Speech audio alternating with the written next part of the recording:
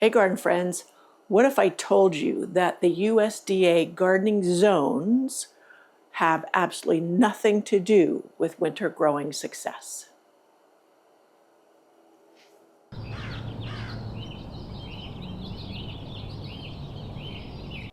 So today I'm having a little sip and chat with you about winter sowing. It's coming up. A lot of people do it winter solstice. I actually sometimes start sooner depending on the weather. But a question I get asked a lot is, can I be successful with winter sowing, or when do I start winter sowing? I'm in zone such and such. That's what we're going to talk about today, and how what zone you are in doesn't matter. So grab yourself something toasty to drink. I'm in my greenhouse, but the sun hasn't hit yet, should in a minute, and I've got my little heater going over here to enjoy being in here. Yeah, I'm loving it, you guys. I'm loving it. So we're going to kind of divide this up into certain segments. I'm going to start with segment number 1, what USDA zones really measure. You know, they only tell you your average lowest winter temperature. You know, it's one number based on a data point. So it doesn't tell you anything about a list I have here for you, how long your winter lasts, how early your spring arrives, how often you have a freeze-thaw cycle, what your daytime highs look like, whether your soil warms up quickly, and it doesn't tell you anything about humidity, snow cover, or wind. All of these are important. These matter way more than USDA zone, or way more than your coldest temperature that you may get in winter. So, you know, people will say to me, I'm in zone 8, can I do this then? Can I winter sow? Or I am zone 3, can I winter sow now? Or when can I start winter sowing? Will I be successful with these certain plants? We'll get to that too. So they're actually asking the wrong questions. So the zone isn't what determines success. You know, your weather patterns do. So keep that in mind as we move on. Segment 2.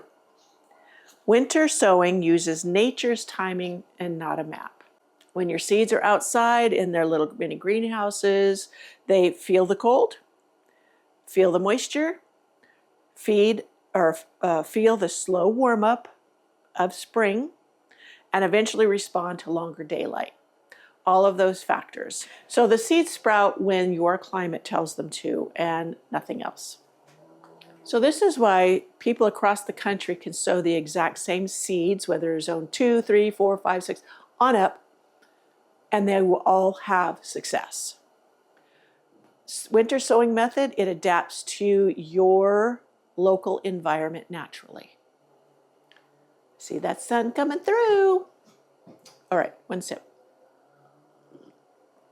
So, segment 3, the power of the freeze-thaw cycles. One of the biggest reasons winter sowing works so beautifully is that the seeds get exposed to natural freeze-thaw cycles. Some days are warmish, some nights are cold.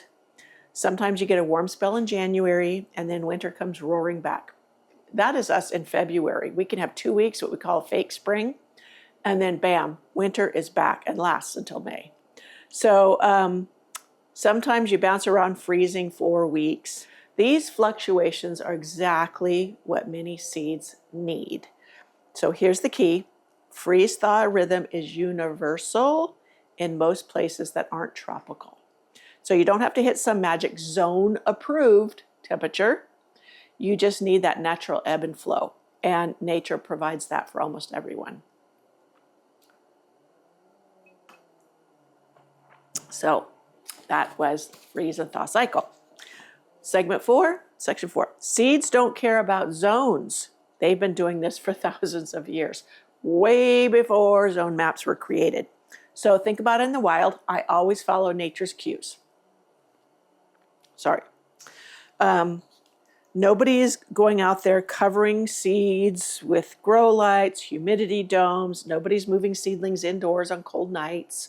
So seeds drop to the ground in fall, sometimes in summer, because I showed you some seeds that I sowed in last July, and spend the winter out in the elements and sprout when the season turns.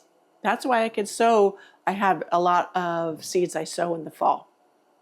And if a species can read itself in both Minnesota and North Carolina, or in Canada and Oregon, you can bet it's not checking the map zone and to figure out whether it's allowed to germinate. So seeds respond to light, moisture, soil temperature, and day length.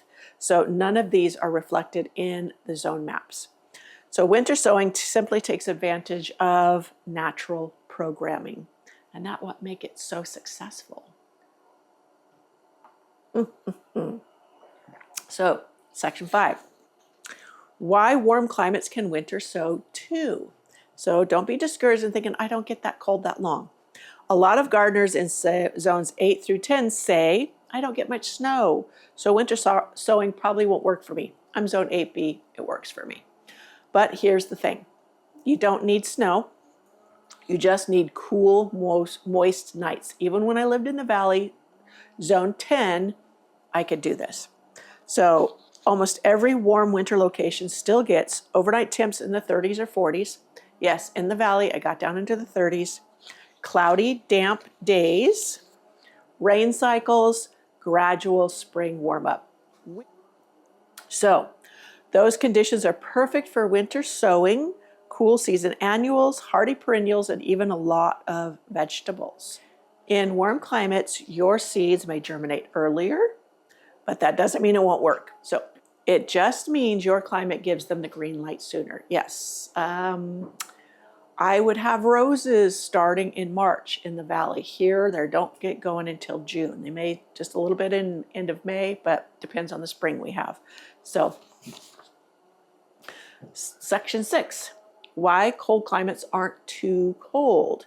So on the other side, gardeners in very cold zones think winter sowing will freeze their seeds or seedlings to death. Seeds are tougher than we think. Here's why cold climates aren't too cold. Gardeners in very cold zones think that winter sowing will freeze their seeds, and hardy perennials, hardy annuals, hardy vegetables, they are tougher than you think.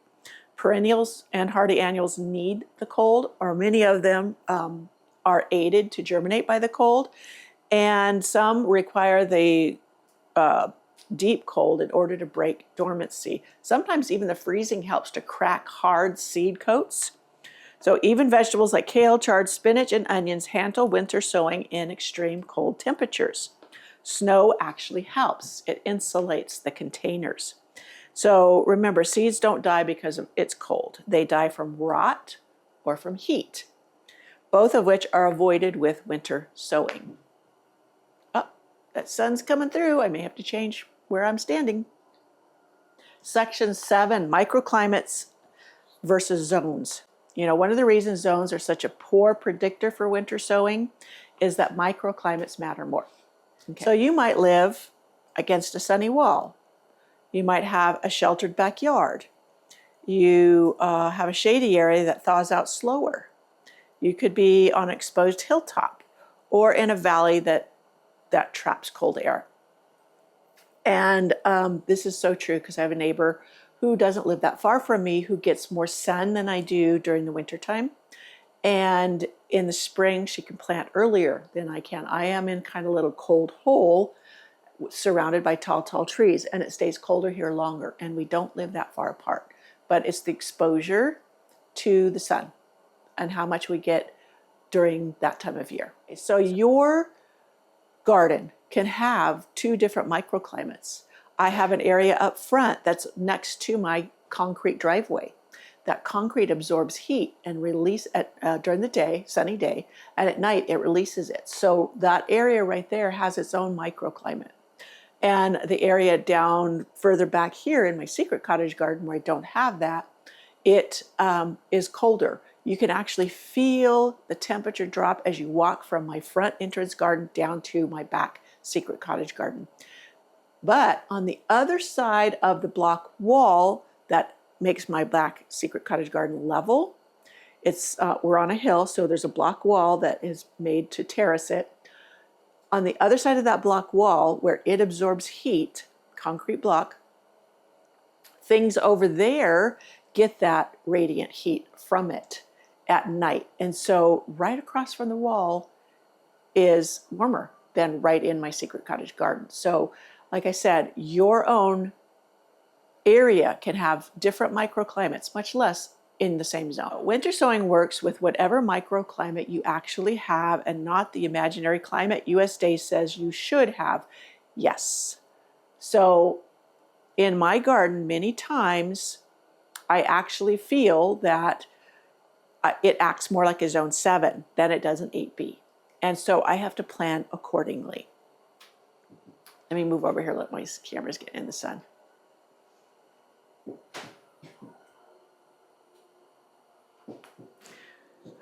So, section 8. What actually matters for winter sowing, and this is the important part I've been leading up to. So, if your zone doesn't matter, what does? Just a few simple things. Choose seeds that can handle the cold. The seed packets will tell you what plants are hardy in what zones, your coldest winter temperature. So perennials, hardy annuals, cold-tolerant veggies, that's where winter sowing shines. Using proper containers. Drainage, ventilation, and a clear top are key. Now, at one point I had said that the translucent milk jugs were the best because they weren't absolutely clear. Now, I tested that over several years. I used the clear water jugs that I've gotten for my humidifier for, it's not purified, what is it, distilled water. And I found there really was no difference. With all of them, when the temperatures rise above 60 degrees, I need to put them in a space that gets only morning sun, afternoon, and then afternoon shade, because they will overheat. So when that time comes in your garden, no matter what time of year it is, or part of the winter or spring, then you want to make sure the interior of your containers does not overheat. So it doesn't matter if it's clear or translucent, and that's just from my personal experience. And they can get cooked, and it's from the heat, not necessarily from the direct sunlight, whether they're within a clear or translucent container. So that's just something I've learned in my 15, 20 years of winter sowing. So just note that. Okay, place them outside and walk away. Nature will take it from there. Yes, nature does a good job, better than any of us could. So we don't need, the beauty of it, we won't need grow lights, heat mats, or a greenhouse. I need my greenhouse. I dispute that. No, actually, I love having a greenhouse because I can start seeds in here, not necessarily using the winter sowing method, but it's very effective at starting earlier. So I can start them indoors and bring them out here to acclimate, and then put them out in the garden after hardening them off even further outside. But it's really a good segue between. Sorry, I got to get over here so this sun is not glaring. Alrighty. So you don't need to time your winter sowing based on a frost date. You just need to let outdoor conditions work for you. Section 9, letting go of the frost date obsession. One of the biggest perks of winter sowing is that you can stop obsessing over frost dates. Traditional seed starting relies on counting backwards from your frost date, scheduling everything, hoping weather doesn't throw you a curveball, and winter sowing doesn't care. So containers protect the seedlings from late freezes, sudden cold snaps, and weird spring weather. That is if you use the right seeds. I can't emphasize that enough. It has to be the hardy ones. If you do something like tomatoes or zinnias or whatever, those sudden freezes after a warm spell, and they may have germinated, will kill your plants. There will be people that say, oh yeah, I was successful with that. They didn't have the warm up and then a freeze. Here, I've tested it several times just because people say, oh, I did it and there was no problem. Well, it didn't work. So we always have late freezes, invariably. And if you start your zinnias and tomatoes, warm weather plants, in the winter sowing method, you'll end up frustrated. Some people don't have those, so you just have the late freezes. So plan according to your climate. So the seedlings will be tougher than anything you grow indoors, and they adapt to fluctuating conditions because they've been living in them from day one. I'm going to move my camera again. So section 10, what you'll notice when you try it. Once you do winter sowing a few times, you'll notice your seedlings sprout earlier or later, depending on your actual weather. Germination is more even and natural. Seedlings are sturdier, shorter, and less leggy because they're getting that bright light. You water less, you stress less, and you fill your garden for pennies. And none of this is required. It requires you to know your USDA Garden Zone. So the big takeaway is USDA zones matter for perennial survival, but they don't matter for winter sowing. So your seeds will respond to the real weather conditions, not a number on a map. Whether you're in a warm zone, a cold zone, or anything in between, most reliable ways to start seeds with almost no equipment and no stress. So if you've been on the fence because of your zone, take this as your sign to just try it. Set out a few containers and let nature show you how capable it is. So, yes, I wanted to mention, I have an entire video on winter sowing mistakes to help you avoid making them, because it's easy to say you'll be successful, and then I see people making many of these mistakes that I listed in that video. So there is that, and please go watch it. It will help you tremendously, as well as all the videos I have on winter sowing and how I do it. And you know, if you watch back to the first one and you come back to this day and age, I have refined how I do it. Sometimes I make my own potting mix to put in them. Sometimes I buy a potting mix. There's all kinds of things that change with circumstances. And knowing that people use variable methods and they are successful kind of lightens the load for you and makes you feel like, oh yeah, I can do this. It's not as hard as I thought. So the biggest mistake you can make, and I mentioned this in my video on it, is not trying it. So if you have a lot of seeds to start, go ahead. If it's cold enough right now and you have time, I know a lot of people are caught up in getting ready for the holiday, but that's okay. Winter sowing is traditionally started on the winter solstice. And you know what? Or after the winter solstice. I was reading over on a Facebook group on winter sowing, and the gal who popularized this method with using the milk jugs or any kind of container as a mini greenhouse, she even says that winter sowing success is not dependent on the zone. The zone does not matter.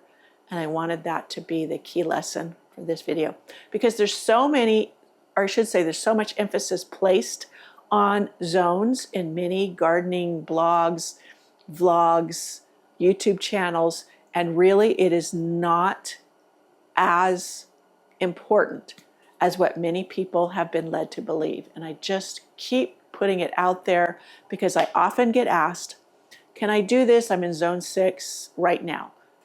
And as I said, it is your conditions. It is not the zone. So stop worrying about your zone. So I hope you enjoyed this video. Come on back. I'm going to have more lovely videos for you. I'll see you in my next video.